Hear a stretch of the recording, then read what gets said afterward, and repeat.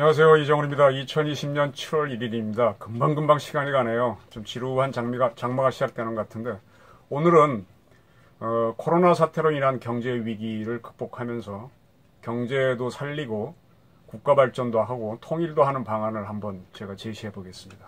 그 전에 박근혜 대통령이 얘기했던 통일 대박론, 문재인 정권이 얘기했던 참 아무리 봐도 한심하고 엉터리인 낮은 단계의 연방제 통일안, 뭐 이런 수준이 아니라 좀 제가 평소에 품고 있던 상황을 이용한 통일 방안, 경제 부흥 방안, 국가 발전 방안을 한번 러프하게 이야기해 보겠습니다. 제목은 광주는 홍콩 가고, 홍콩 가면 좋아하는 사람들 많죠. 요즘 여행 못하니까 가기가 어렵네요. 홍콩 돈으로는 새만금으로입니다. 광주는 홍콩 가자. 그리고 홍콩 돈은 새만금으로 가자. 부제는 헥시트 앞두고 새로운 국가 전략을 제가 감히 논해보겠다 이겁니다. 왜 광주는 홍콩 가자? 요거는 제가 전 시간에 광주에서 불려졌던 임을 위한 행진곡을 K-데모의 데모가이 대표인데 이걸 홍콩이나 중국, 북한에 수출하자는 거와 매길 같이 합니다. 헥시트부터 설명을 드릴게요. 홍콩, 줄이면 HK죠. 그다음 엑시트, 탈출, 퇴출, 뭐 그런 뜻이죠. 헥시트는 그렇게 만들어진다는데 그 홍콩에 있는 많은 금융 업체들이 홍콩 사태 때문에 홍콩을 떠나게 될 수밖에 없는 걸 홍콩 헥시트라고 합니다. 지금 홍콩은 민주화 시위가 장기화되면서 홍콩이 이제 국제적인 금융 허브가 된 건 80년대부터라고 보는데 한 40년간 지켜왔던 이 홍콩의 국제적 지위가 흔들리고 있습니다. 이 홍콩의 지위만 흔들리는 게 아니라 지금 가만히 보게 되면 동아시아 전체의 안보지도, 정치지도, 경제지도가 한꺼번에 흔들리고 있거든요. 지금 북한이 김정은이가 지금 유고 상태인지 죽었는지 좀 헷갈리지 않습니까? 북한도 지금 무슨 일이 날지 몰라요. 대한민국도 무슨 일이 나올지 아무도 모릅니다. 이러한 상황에서 우리 대한민국의 국익을 극대화하는 국가 전략이 지금 보이지 않습니다. 지금 이 정부는 다시 제가 아마 완전히 조각에 버금가는 개각을 하지 않으면 이 정부가 위기를 맞을 것이라고 말씀드렸는데, 뭐 국정원장에 있던 서훈 씨를 안보실장, 뭐 임종석 씨를 뭐 국정원장, 뭐 이인영 씨를 통일부 장관, 야 이렇게 하면 자멸로 가기 굉장히 좋은 식으로 지금 개각을 하고 있죠. 이거 갖고는 안 됩니다. 생각을 완전히 바꾸는 걸 해야 되는데 그런 차원에서 제가 이걸 말씀드리겠습니다. 어쨌든 지금 제가 봤을 땐 통일 대박만 거론하고 대북 공작을 하지 않았던 박근혜 정부가 참 답답했는데, 문재인 정부는요, 뭐 연방제 통일이니 무슨 뭐 종전선언이니 자기들도 뭔지도 모르는 소리를 하기 때문에 더 답답합니다. 이러한 사태를 만드는 그들과 국민을 위한 저희 브리핑입니다. 어쨌든 홍콩과 베이징, 상하이 그리고 평양에 임을 위한 행진곡, 즉 K-데모로 수출해야 됩니다. 그리고 헥시트로 빠져나오는 홍콩 자본을 대한민국으로 유치하자는 게 제 주장입니다. 자, 지금 홍콩에는 미국이 1997년에 홍콩이 이제 중국에 반환됐는데 계속 미국이 그 홍콩에 특별한 지위를 줬어요. 뭐 세금을 많이 관세를 깎아주는 그런 특별한 혜택을 줬죠. 그래서 미국의 한 1,300여 기업이 홍콩에 가 있습니다. 그걸 포함해서 한 1,541개의 글로벌 기업들이 홍콩에 해외 지사를 두고 있거든요. 홍콩 법인이 전체 아시아를 뭐 관장한다든지 이런 식으로 굉장히 많이 가 있습니다. 그래서 홍콩은 싱가포르와 더불어 가장 안전한 텍스 헤이븐, 조세피난 쳐도 되죠, 어떻게 보면. 네, 가장 안전한. 요새 텍스 헤이븐이 뭐 다 옛날 같지는 않지만 여기는 뭐 시시한 케이만 아일랜드보다 훨씬 좋은 곳이지 않습니까? 그래서 덕분에 홍콩은 국제 금융의 중심이 됐어요. 그 펀드 매니저들 보게 되면 뉴욕 시장 봤다가 그 다음에 어디 봅니까? 뭐 LA는 지나가고 그 다음에 이제 도쿄 시장 봤다가 서울 시장 봤다가 홍콩, 싱가, 그 다음에 유럽 시장 가서 런던, 파리 시장 이렇게 벌써 세계를 쭉 돌아가잖아요. 그 중에서 홍콩과 싱가포르가 굉장히 도시국가로서 중요한 금융 중심이 되고 있습니다. 이 홍콩과 싱가포르는요, 기본적으로 중국어가 되는 데다 보니까 친중 자본이 많이 들어와 있어요. 그래서 거기 홍콩과 싱가포르에 있는 자본들이 그 자본을 중국에 투자해서 중국 기업들이 많이 돌아가고 있습니다. 네. 이게 중국이 경제 성장한 비밀은 싱가포르와 홍콩에 있습니다. 근데 그 덕분에 중국이 많은 생산을 하다 보니까 자기네 국민들이 소비하는 것보다 더 많은 물자를 생산하게 됐습니다. 한 60% 정도 과잉 생산하고 있는 상태인데 따라서 수출하지 못하면 중국 기업들은 무너집니다. 그래서 중국은 뭘 하는가 하면 이 60% 정도 남는 걸 수출하기 위해서 애를 쓰는데, 수출하려니까 어떡합니까? 해외 시장이 금방 안 나오니까 자기네가 뭐뭐를 지어주겠다. 물론 차관이죠. 지어주고 그다음에 우리 물건을 사라. 이렇게 해서 시장을 만들고 그 나라를 자기네 협조국가로 만들. 이게 바로 중국이 말하는 1대1로죠. 1대1로죠. 그러면서 정치적으로 무슨 조작을 하고 있는가 하면은 중국은 중심 국가니까 종주국이고 그 주변에 있는 중국 주변에 있는 나라들은 울타리가 한자로 번입니다. 번국이었다. 속국이었다. 이런 개념으로 자꾸 이제 과거부터 그렇고 지금도 그렇다고 하면서 역사 공작, 그 중에 하나가 동북공정이잖아요. 우리는 고조선 때부터 중국의 번국이었다. 그래서 너희는 우리한테 수구려라. 이게 중국의 역사 공작인데 이걸 하면서 영향력을 확대하는 게 1대1로입니다.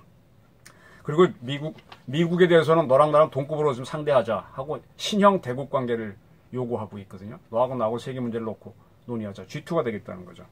이렇게 하면서 중국 공산정권 시진핑은 내가 지금 미국에 맞서는 세계 최강국이 됐다. 뭐 김정은이도 내가 미국 대통령하고 다이다이 맞붙는다고 뭐 싱가포르 갔다가 이제 박살났는데 뭐 시진핑이 앞으로 그럴지 어떨지 두고 봐야 되지만 그렇게 함으로 해서 국내 권력의 정당성을 얻는 거죠. 이게 굉장히 민족주의를 자극하는 집권 방법입니다. 이게 중국이 그렇게 왔습니다. 그런데 중국이 그렇게 G2가 되고 뭐 1대1로 할 수 있었던 가장 큰 거는 돈이 들어왔던 건데 그 돈의 창구가 홍콩이었던 거죠. 싱가포르도 있지만. 근데 그 홍콩이 그런 역할을 할 수 있었던 거는 미국이 상당한 관세 유예를 해주는 특별지위를 부여했기 때문이에요. 미국은 홍콩을 영국 식민지였지만 어떻게 이해했는가? 베트남 전쟁 때 미국 병사들이 한번 싸우고 나오게 되거나 싸우러 가기 전에 한 번씩 홍콩에서 충분히 휴양을 하게 해줬어요. 필리핀의 수빅만 기지에서는 주로 기지인데 이렇게 릴렉스 할 수 있는 도시는 홍콩밖에 없었습니다. 그래서 베트남 전쟁 때 굉장히 컸었고 그게 기반이 돼서 나중에 이제 금융 허브로 발전한 거죠. 그래서 미국이 그런 기회를 줬었던 건데 그것을 이제 미국이 뺏을 수 있다는 거죠. 이렇게 해서 이제 미국이 만약 홍콩의 그 지위를 뺏게 되면 중국의 다른 도시와 같은 지위로 떨어지게 되면 홍콩의 돈줄이 마르게 되면 중국 제조업 공장들은 못 돌리게 되죠. 그리고 코로나 사태까지 겹쳐서 지금 과잉 생산된 물건을 수출할 수도 없는데 그러면 중국에서는 제조업의 붕괴, 도미노가 일어나죠. 물론 뭐 미국이 먼저 무너질지 누가 무너질지는 모르지만 중국 굉장히 어려워질 겁니다. 세계 경제가 출렁할 수도 있습니다. 이런 상태가 예상이 된다면 문재인 정부에서는 우리 경제를 지키고 살리고 발전시키는 대전략을 세워야 되는데 이게 없다는 겁니다. 그래서 제가 지금 내놓는 아이디어가 광주는 홍콩 가고 홍콩도는 새만금으로 이렇게 코믹한 제목을 붙여서 제시하는 겁니다. 1997년 영국이 홍콩을 반환했어요, 중국에. 그때 홍콩에 있던 국제자본들이 그때도 이미 초기에 이제 금융허브 역할을 했는데 홍콩을 떠나라고 했어요. 근데 미국이 그 특별한 지위를 그대로 유지시켰기 때문에 많이 결론적으로 안 떠났습니다. 근데 그때 한참 떠난다고 할 때 그때 그 사람들이 어디로 많이 갔는가 하면은 같은 영연방 국가인 캐나다 쪽에 그것도 서해안 쪽 밴쿠버로 많이 가서 밴쿠버에 가면 중국 기업들이 제법 많죠. 그때 제가 만난 분이 대전 엑스포 위원장을 했던 오명 부총리였던 걸로 기억해요. 부총리 땐가 아닌가 기억은 잘 안 나는데 오명 부총리가 육사 12기인가요? 경기고등학교 나고 굉장히 이렇게 아이디어가 많으신 분이에요. 지금은 이제 연세가 많으셔서 저 은퇴하고 계시고 한번 사적인 모임에서 뵌 적이 있는데 제가 이런 말씀하면 이 녀석이 아직도 기억하고 있나 좀 뭐 어떻게 할지 모르지만 그분이 했던 말씀을 제가 기억을 떠올려서 하나 아이디어를 내놓겠습니다. 그때 오명 선생님께서 뭐라 그러는가 하면은 그때 우리가 그 노태우 정부 때부터 해갖고 YS 때 이제 대전 엑스포를 치렀는데 그분이 그걸 주관을 성공적으로 했었죠. 그때쯤일 거예요. 그러면서 노태우 정부 때 또 하나 했던 게 새만금 간척 사업을 해서 거대한 땅이 생겼단 말이에요. 한 개 군급에 되는 어마어마한 군이면은 서울 전체 면적하고 비슷한 큰 넓이의 땅이 생겼는데 그분이 이 새만금을 조차지로 내주자 이거예요. 다른 나라에. 그러면서 홍콩에서 빠져나오는 자본들이 여기는 완전히 아무것도 그려놓지 않은 개발되지 않은 땅이니까 공지니까 거기서 자기네가 세계적인 금융허브가 만들 수 있도록 자기한테 맘대로 개발하게 하자. 조차지를 주자는 그런 개념을 툭 던지시더라고요. 그렇게 해서 거기를 우리는 금융허브를 해본 적도 없고 어떻게 만드는지 몰라요. 우리는 뭐 도로나 이런 거 닦고 그때 막 한참 오명 장관이 정보혁명 할 때니까 정보는 할 수 있지만 금융은 모를 때니까 그 사람들이 직접 개발하게 하고 한 100년 동안 해서 한 다음에 홍콩처럼 돌려받으면 그때 호남이 지금도 그렇지만 좀 가난하니까 배후지엔 호남도 발전하고 우리는 그쪽이 크게 발전한 걸 돌려받을 수 있다. 중국이 홍콩 돌려받는 것처럼. 그래서 그런 아이디어였는데 그래서 그쪽에 파이낸스 센터를 만들고 그 바닷가니까 시포트, 항구가 있고 에어포트가 있고 그 다음에 그때 한참 노태우 정부 때부터 KTX 만들고 있었는데 KTX 한 노선을 호남선 중에 하나, 그 호남선 그때 아직 없었거든요. 새만금으로 연결해가지고 허브로 찾아오는 국제금융인들이 새만금에 만든 공항으로도 올 수 있지만 더 많은 거는 인천공항. 그때 한참 막 닦았나요? 개발했나요? 거기서 바로 올 수 있도록 KTX를 놓고 서울과도 연결시키고 서해안 고속도로 연결시키면은 우리는 크게 발전할 수 있다. 또 이분이 또 ICT 전문가였으니까 그런 아이디어였습니다. 그렇게 하고 우리는 당장은 뭐 할 게 없으니까 거기서 일할 수 허드렛 일을 하는 사람들을 우선 공급하고 그 다음에 전기와 물 이런 거 하다가 차츰차츰 배워서 금융을 배워서 대한민국도 금융 중심지가 되자. 나중에 그걸 돌려받으면 조차기간 끝난 다음에 돌려받으면 50년이든 100년이든 그러면 우리가 국가 발전을 돈 한 푼 안 들이고 할 수 있는 방법이 아니냐. 그런 아이디어였습니다. 그리고 내놓은 게 홍콩 배후에 중국의 심천이라는 도시가 있잖아요. 심천이 지금 굉장히 발전했거든요. 가보시면. 지금 중국의 국경 도시들이 제2의 심천이 되려고 혈안입니다. 저 흑룡강성에 있는 수안보인가? 수안보가 아닌데 갑자기 생각이 안 나네. 그런 그 러시아 국경인 도시들도 제2의 북쪽의 심천이 되자 뭐 그런 식으로 주장을 많이 하는데 이 새만금이 금융허브가 되면 그 뒤에 있는 부안이나 군산 이쪽은 막 심천처럼 발전할 수 있는 거죠. 그게 그때 그분의 아이디어였습니다. 그러면서 하시는 말씀이 농경지를 목적으로 새만금을 간척했는데 농경지로만 쓰겠다는 생각을 버려라. 발상을 완전히 바꾸라. 그런 얘기를 했습니다. 근데 뭐 그 아무것도 된 바 없죠. 홍콩도 그대로 국제적인 금융 지원, 금융 허브를 유지했으니까 아무것도 없고. 지금까지는 우린 새만금 개발처인가 만들어 놓고 어떻게 개발할지 지금 아직도 뭐 20년, 30년이라도 결정을 못 하고 있습니다. 근데 덕택에 그게 공지로 있으니까 이걸 활용하는 방안을 다시 검토하라는 게 제 아이디어입니다. 어쨌든 지금 헥시트 때문에 홍콩에서는 많은 자본이 탈출할 거예요. 그 사람들이 어떤 새로운 싱가포르에 가게 되면 기득권이 밀릴 거고 이게 어디로 갑니까? 그걸 우리가 받아서 새만금에서 받아갖고 호남도 발전시키고 이 난국에 코로나 난국에 경제도 유지하고 앞으로 대발전할 수 있는 기회를 잡고 통일기회도 잡으라는 게 제 생각입니다. 그래서 이게 제가 늘 얘기했대 think the unthinkable. 광주는 홍콩 가고 홍콩도는 새만금으로 역시 호남으로 오라는 얘기입니다. 민주화를 갈망하는 게 지금 홍콩인들인데 그분들하고 우리 광주 5.18을 했던 분들이 연대해갖고 같이 뛰는 겁니다. 네. 그래서 홍콩의 민주화를 위해서 대한민국 민주화 운동을 했다고 하는 사람들이 가서 같이 뛰십시오. 네. 정부에 있는 사람도 마찬가지고.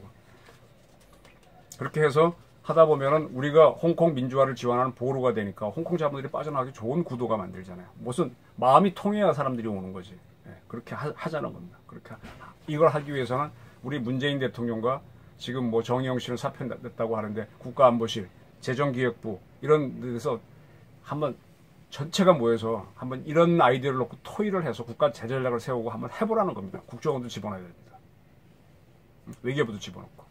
신남방 정책 뭐 어쩌고 하는데 그거 몇 번 봤는데 그거 나 웃기는 정책이에요. 그건 어디 뭐 대학교 1, 2학년 수준이 맞는 국가정책 같아서 저는 볼 때마다 짜증이 나는데 한번 이런 대전략을 세워보라는 겁니다.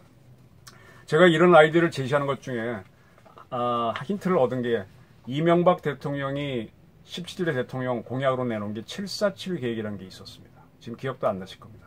핵심 내용은 뭔가 하면 앞으로 7년 동안 연 7%씩 성장해서 경제성장해서 7년 후에 국민소득 4만 달러를 이루겠다라고 그분이 747 계획을 내놨어요. 황당했죠. 네, 그래갖고 그때 했던 게 지금 문재인 정부가 하는 뉴딜과 비슷하게 4대강 개발이니 뭐 운하사업이니 이렇게 해서 그분이 하려고 그랬죠. 근데 그렇게 그리고 또 하나 그때 금융산업을 일으키려고 그랬어요, 이분이. 근데 결론적으로 2008년도에 미국의 리만 브라더스 사태, 미국발 금융위기가 발생하면서 실패했습니다. 못 이뤘습니다. 그래서 7% 성장은요, 그 7% 계획대로 했다면 박근혜 정부 3년 차인 2015년에 우리가 4만 달러를 갔어야 되는데 문재인 정부 시절인 2018년에 우리가 겨우 3만 달러 넘었습니다. 그건 실패한 겁니다. 리만 브라더스가 컸겠죠. 그리고 지금 와서 연간 7% 성장하겠다라고 하면은 지금 우리 코로나 때문에 마이너스로 가잖아요. 웃기는 얘기죠. 근데 할 수 있다. 7%라고 못 박을 수는 없지만 할 수 있다. 그게 핵시티를 이용해서 할 수 있다는 게 주장입니다. 그때도 핵시티가 없는데도 금융업을 일으켜보려고 한 게 이명박 정부의 아이디어였어요. 근데 금융업이 한국에서 안 일어납니다. 우리나라에서 큰 항구가 부산항이고 광양인데 항구 하나 만들어서 세계적인 허브 항구를 키우려면요. 거기에 SOC가 굉장히 많이 들어와야 되거든요. 은행부터 뭐 철도, 도로, 뭐 음식점까지. 그게 구비가 안 되면 항구 만들었다고 배가 안 들어와요. 마찬가지로 금융은 더 어렵습니다. 지금 시포트, 에어포트 다닌 데가 홍콩하고 싱가포르인데 그러니까 발전했는데 뭐 부산도 발전을 했지만 또 한 거 키우는 게 그렇게 어렵습니다. 근데 핵시티가 돼서 홍콩에서 나오는 세력들이 있으니까 바다도 있고 돈도 있는 우리가 할 수 있다는 거죠. 이런 기회가 왔으니까 한번 검토하라는 게 제 아이디어입니다. 지금 금융을 잘하게 되면요. 제 기억으로는 2000년대 때만 해도 우리하고 싱가포르하고 국민소득이 별로 차이가 안 나는데 지금 싱가포르는 6만 불이 넘어섰습니다. 우리의 따블입니다. 일본보다 잘 삽니다. 이게 계속 금융중심지가 됐기 때문입니다. 홍콩도 한 5만 불 갔던 걸로 기억해요. 지금은 많이 떨어졌겠지만. 그러니까 지금 미국이나 영국이 제조업이 거의 없어요. 미국의 제조업은 전투기 만들고 비행기 만드는 보잉 우주선 만드는 그런 기업, 스페이스X. 그거 제외하고 나면은 거의 제조품은 수입입니다. 항공우주 빼고 나면. 미국엔 조선산업도 별로 없어요. 항공모함 만드는 게 신기할 정도로 조선업이 약합니다. 근데 미국이 세계 최강인 건 금융이 있고, 아까 리만 브라더스 일으켰듯이 그럼 미국이 금융이 세계를 지배하고 영국은 가보면요. 영국은 제조업이 더 없어요. 캐시뷰를 만드는 그 양모 생산 빼고 나면 영국 제조업이 뭔지 모르겠어요. 근데 영국이 금융의 강국입니다. 영어를 쓰는 거하고. 그러니까 순수하게 금융하고 시포트, 에어포트를 갖고 하는 싱가포르, 홍콩이 부자였듯이 우리도 금융을 일으키면 3만 불에서 빠르게 성장할 수 있다는 얘기입니다. 근데 이게 전환이 쉽지 않은 게 제조업의 강국이 세계적으로 지금 우리, 일본, 독일이 제조업의 강국인데 이 세 나라가 전부 다 금융 강국으로 전환을 못해요. 못하고 있어요. 프랑스도 잘 못하고 있어요. 다른 나라는 아예 하지도 못하고 있고. 그만큼 금융 강국이 되는 게 어렵기 때문에 이명박 정부의 747 계획은 실패했는데 인프라들이 따라와주지 않으니까 금융 중심이 안 되는데 지금 핵시티가 일어나고 있다니까 한번 기회가 왔다는 겁니다. 이걸 활용하라는 겁니다. 그걸 하기 위해서 그들의 마음을 잡기 위해서 우리의 K데모의 상지인 광주를 홍콩으로 보내라는 겁니다. 그리고 홍콩의 돈을 끌고 오라는 겁니다. 그것도 완전히 공지가 있는 새만금, 호남에다 한번 해보라는 겁니다. 핵시티가 기회라는 겁니다. 우리는 새만금이라는 공지가 있고요. 일본은 보니까, 지금 보도를 보니까 일본은 핵시티를 이용해서 자기들 금융산업 키우겠다는 이제 보도가 나오는데 그 사람들은 완벽한 새만금 같은 공지가 없어요. 근데 일본도 민주화돼서 재산권 빼내서 뭐 하려면 쉽지 않습니다. 일본도 보수적인 사회. 근데 우리는 아예 조차지로 주는 개념, 니들이 개발하라 그래서 그렇게 해서 돌려받는 개념을 해보자는 겁니다. 여기 이렇게 한다면은 여기에다가 문재인 대통령이 뉴딜을 하겠다 그랬는데 그분이 뉴딜은 ICT 위주의 뉴딜이잖아요. 그것만 하지 말고 토목 뉴딜, 이명박 대통령이 했던 4대강이라든지 뭐 운하 같은 거 같이 한다면은 핵시티까지 결합해서 한다면 저는 한국은 코로나 위기 쉽게 극복할 수 있다고 봅니다. 박정희 전두환 때가 연 10%라고 하는 고성장을 한 시절인데 3만 불 국가가 그렇게 성장을 하겠냐 하는데 싱가포르는 해왔거든요. 우리도 할 수 있습니다. 할 수 있습니다. 디벨롭드 컨트리, 개발국은 발전이 더디다. SOC 투자가 없어서 더디다 그러는데 금융업이나 이런 새로운 사람이 있으면 할 수 있다는 걸 싱가포르가 보여줬고 홍콩이 보여줬거든요. 할 수 있습니다. 한번 해보십시오. 해서 돈이 있으면 통일기에도 옵니다. 그리고 그렇게 홍콩의 민주화를 수출하고 중국을 민주화시키고 그 다음에 평양을 민주화시키면은 문재인 대통령 정부가 얘기한 뭐 연방제 통일 이런 과정 없이요 쉽게 통일될 수 있습니다. 동독이 서독에 스스로 들어와서 흡수 통일되었듯이. 이 핵시트가 근데 분명히 해야 되는데 이거 검토해 보겠습니다. 핵시트가 이제 불안정한다면 97년 홍콩 반환 때 우리가 기대했다가 무산된 것처럼 그럼 우가 또 범해질 수 있으니까 검토를 해보겠습니다. 중국은 50년간 홍콩의 고도 자치를 보장한다고 하면서 일국 양제로 통일을 했거든요. 근데 불과 97년이니까 15년쯤간 2003년도에 홍콩에서 홍콩 정부는 행정청이잖아요. 거기 장관이 대통령격인데 그 국회가 이제 입법회라는 게 있는데 거기에서 홍콩 보안법, 지금 문제가 되고 있는 그런 법을 만들겠다라고 냈다가 격렬한 시위가 나서 무산된 적이 있습니다. 이게 중국이 50년을 고도자치를 하고 기다려야 되는데 자꾸 통제하려고 들어가는 거예요. 왜냐? 그게 황금알을 낳는 거이거든. 돈줄이거든. 그래서 그때 실패했습니다. 그리고 2014년도에는요. 그 홍콩 행정원장을 자기네 입맛대로 더 쉽게 임명하기 위해서 그런 법안을 중국 국회에서 만들었습니다. 그러니까 홍콩인들이 이건 뭐냐. 차라리 우리 고도의 자치를 보장하기로 했으니까 행정장관은 우리 직선제로 뽑겠다고 시위를 일으킵니다. 그게 우산 시위입니다. 그때 홍콩 경찰, 중국의 명령을 받은 홍콩 경찰들이 최력을 쏘니까 그걸 우산으로 막아요. 그래서 우산혁명, 우산 시위가 일어난 거죠. 이걸 볼다 갖고 문재인 세력은 뭐 촛불 시위, 촛불 혁명 하는데 그게 무슨 혁명입니까? 혁명 아니지. 그러나 그때 이제 홍콩 사람들은 행정장관 직선제는 쟁취하지 못했습니다. 그리고 19년도에 중국이 범죄인 인도 법안을 만들어서 홍콩이나 마카오에 있는 어떤 중국 입장에서 보기에는 불법 인사를 잡아올 수 있는 법안을 만들려고 합니다. 그때 또 시위가 일어납니다. 그때 조슈아 웡, 황지봉이라고 하는 그 친구들이 앞장서서 막아내죠. 결국 홍콩의 행정장관이 그 법 제정을 포기하겠다라고 하게 됩니다. 이때 굉장히 시끄러워서 우리나라 대학가에서도 홍콩 시위를 지지하는 대자보가 붙었는데 우리나라에 유학 와 있는 중국 유학생들이 그걸 뜯고 해서 이게 뭐야 하고 이런 사태가 벌어졌지 않습니까? 차이나 게이트 기억하시죠? 우리나라 촛불 사태 때 중국 유학생들이 어떻게 했다. 예, 그거를 우리가 홍콩 시위에 돌려줘야죠. 그렇게 하는 겁니다. 이 중국은 바로 이제 그렇게 범인 인도 법안 또 보안법 이렇게 만들려고 할 때 아까 그 중국이 홍콩 덕택에 거대한 제조업 강국이 됐지 않습니까? 그 힘이 있으니까 중국은 1대1로를 합니다. 아까 말씀드린 대로 자기네 영향을 넓히고 주변 국가를 속국으로 만드는 노력을 하거든요. 그리고 G2가 되려고 했습니다. 그리고 그걸 군사적으로 표현한 게 몇 차례 이 시간에 말씀드렸던 일본에서부터 저 이어지는 도련 안쪽은 중국의 바다다. 따라서 우리의 동해하고 황해도 중국의 바다다. 이렇게 되는 거죠. 남중국해가 주로 지금 시끄럽지만 그걸 거부하기 위해서 미국의 FONOP, Freedom of Navigation Operation, 항해의 자유작전에서 중국하고 지금 10년 가까이 다투고 있는 거고요. 또 중국은 구단선을 만들어서 또 남중국해를 내야 하니까 문제가 되는 거죠. 그리고 또 중국이 미국이 어떤 WTO에 가입해 준 걸 이용해서 굉장히 이득을 올리면서 지금 미중 간의 무역 전쟁이 지금 일어나고 계속된 거 아닙니까?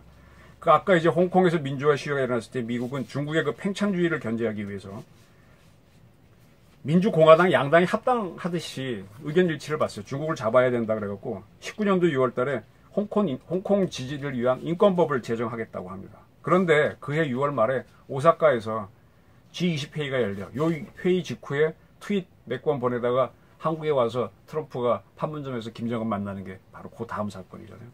이때 이제 중국이 미국하고 일단 무역전쟁에 휴전한다라고 해서 트럼프가 야 이거 좀 만들지 마라 하고 기다립니다. 법안 만들지 말라. 근데 다시 이제 그 합의가 8월 달에 결렬되고 중국이 드세게 나오니까 트럼프도 그러면 뭐 얘가 하겠다면 안 말리겠다라고 해서 10월 15일 날 미 하원 435명 의원 전체가 만장일치로 홍콩 인권법을 통과시킵니다. 그리고 동시에 홍콩 시위 때 사용하는 최루탄 사용을 막기 위해서 미국은 시위 진압 장비와 관련되는 물품을 홍콩에 수출하지 말라는 법안도 만장일치로 통과시킵니다. 그리고 한 달 뒤에 11월 21일 미국은 각 주에서 2명씩 상원이 나오니까 100명이죠. 100명 만장일치로 구두로 그냥 표결했습니다. 홍콩 인권법 통과시키고 아까 하원에서 말한 그 홍콩에 대한 무기 수출 금지 법안도 만장일치 통과시킵니다. 이렇게 하니까 중국이 수구리죠. 수구리여서 그 다음해인 한 달 뒤인 1월 15일 날 20년 1단계 미중 무역협정을 백악관에서 서명합니다. 그런데 그때 터져 나오는 게 지금의 코로나입니다. 코로나 발생지가 어디입니까? 중국의 우한이잖아요. 그때 미국이 중국이 이걸 속였고 이걸 전 세계에 퍼뜨려서 미국 경제를 무너뜨리고 그 코로나 때문에 미국이 2차 대전 초기에 당했던 경제 위기보다 더 위기에 당했다는 거잖아요. 그래서 이제 미국하고 중국이 싸움이 들어갑니다. 그 미국이 이제 코로나 문제로 중국을 압박하니까 중국이 5월 22일 날 홍콩 보안법을 2003년에 실패했던 거를 홍콩 의회가 아닌 중국 의회인 전인대에 보내서 상정을 합니다. 네. 그러니까 미국이 이건 또 뭐니 하면서 6월 29일 날 국방물자 첨단 기술, 아까 말한 이제 시위 장비에 쓸 수 있는 물자 수출을 못하는 법을 통과시켰는데 그런 규제를 미국 상무부가 들어간 거죠. 29일 날. 그때 바로 그 다음날 중국이 계속 미국에 맞서야만 시진핑은 중국 내에서 민족주의 지도자가 되면서 독재를 유지하니까 전인대를 통해서 홍콩 보안법을 만장일치로 통과시킵니다. 미국이 한판 붙겠다고 본 거죠. 그리고 바로 그 다음날인 오늘 홍콩 보안법을 발효시켰습니다. 전 이걸 보면요. 1987년 지금 이 정부에 있는 386 세대들이 그렇게 자랑하는 6월 사태가 촉발된 거는 바로 2달 전에 있었던 4.13 호원 조치입니다. 그때 대통령 선거를 직선제로 하자는 민주화 요구가 있었고 그런 주장을 하던 서울대학교 박종철 학생이 1월 달에 잡혀가서 치안본부 대공수사단 조사받다가 익사하지 않습니까? 고문 사명하잖아요. 그럼에도 불구하고 이 사람들이 직선제를 안 하겠다고 호원 선언을 합니다. 그게 불이 붙어서 6월 사태가 터지면서 6월 민주항쟁이 이루어지는 거거든요. 광주가 이루지 못한 거를 80년에 못한 거를 87년에 하는 겁니다. 지금 중국이 글로 가지 않을까. 이번 국가보안법 통과는 저는 한국판, 중국판 4.13 호원 조치를 봅니다. 그래서 이렇게 통과됐기 때문에 미국은 홍콩 인권법에 따라 홍콩에 부여했던 관세를 유예해주는 특별한 조치를 박탈할 겁니다. 근데 중국은요, 이런 민족주의를 멈추지 않을 거예요. 중국은 센가쿠 문제 가지고 아까 돌연 일이 나왔을 때 일본하고 각을 세워갖고 일본 기업들이 중국에 많이 가 있는데 그 앞에 가서 때려 부수고 막 그랬지 않습니까? 그렇게 민족주의를 일본하고 사이가 틀어져도 이렇게 해야만 시진핑 인기가 올라가거든요. 그게 똑같은 게 우리가 사드 기지를 만들었을 때 한국 물품 불매운동 일으키고 중국에 있는 오롯대 나가라 현대자동차 공격하고 막 난리 쳤잖아요. 중국은 이렇게 함으로 해서 민족주의를 일으켜서 공산주의 정권이 권력을 잡고 나가는 겁니다. 지금 시진핑은 중국하고 미국하고 맞서 싸워야만 정권을 유지하기 때문에 헥시트가 하든 뭐하든 간에 계속 갈 거라고 저는 봅니다. 그래서 헥시트는 일어난다고 저는 보는 겁니다. 안 일어난다면 우리가 이런 기회를 잡아볼 수가 없죠. 중국은 지금 민족주의, 똑같이 지금 김정은이도 민족주의입니다. 그리고 이 문재인 정권도 반일을 통해서 민족주의로 정권을 간신히 유지해가는 겁니다. 노무현도 한번 탄핵당했다가 이 반일 문제 가지고 지금 그걸 그때 수석으로 했던 사람이 실무자로 했던 사람이 문 대통령이고 총리로 했던 사람이 이해찬 씨잖아요. 그걸 따라서 하는 건데 어쨌든 민족주의가 정권 유지하는 방법입니다. 그래서 헥시트는 일어날 수밖에 없고 그리고 그걸 막기 위해서 미국은 홍콩 민주화를 위한 공작을 계속할 거란 겁니다. 여기에 편승을 해서 가자는 거죠. 중국 편을 들겠다는 거는 문재인 정부에 그런 세력들이 있는 것 같은데 그게 아니고 미국 편을 들어라. 같이 가라. 그건 거예요. 지금 일본이 이미 시작했거든요. 이렇게 돼서 미중 간의 격돌이 심해지면요. 둘이 직접 붙기는 힘드니까 적당한 데를 붙어놓고 한번 힘겨루기를 할 수 있습니다. 저는 그 대상이 북한일 거라고 봅니다.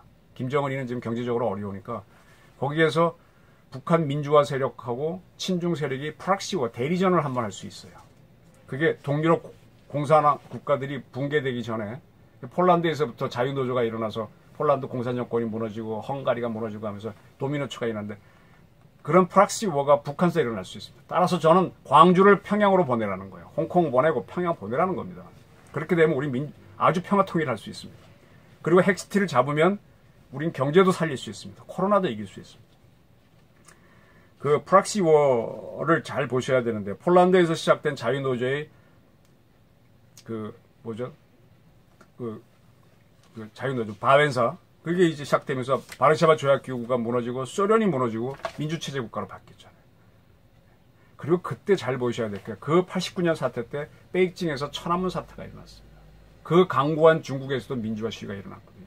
따라서 지금 우리가 광주를 북한에 수출하고 K대모를 중국에 수출한다고 해서 중국이 무너지지 말라는 법은 없습니다. 89년에도 그 유명한 천안문 사태가 있었습니다.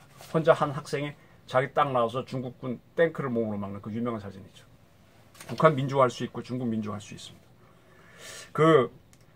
결국은 이겁니다. 자, 우리 문재인 정부를 잇는 386 세대들은 임을 위한 행진곡을 대표로 한 광주를 홍콩으로 보내라. 홍콩 보내라.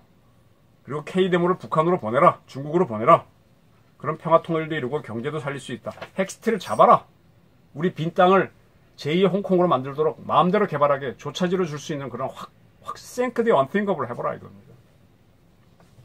그렇게 하면 늘 호남 차별로 얘기 나는데 호남이 더 발전할 수도 있어요. 영남 차별로 나올 수도 있습니다. 지금 뭐 영남 세력이 오히려 더 과거의 호남처럼 쪼그라들었으니까 뭐 더 좋은 기회죠. 이런 대담한 발상과 국가 전략을 김정은을 붕괴시키고 핵문제도 풀 수 있는 걸 한번 해볼 수 있는지 해보시라고 권하는 게 제 오늘의 주제입니다. 감사합니다.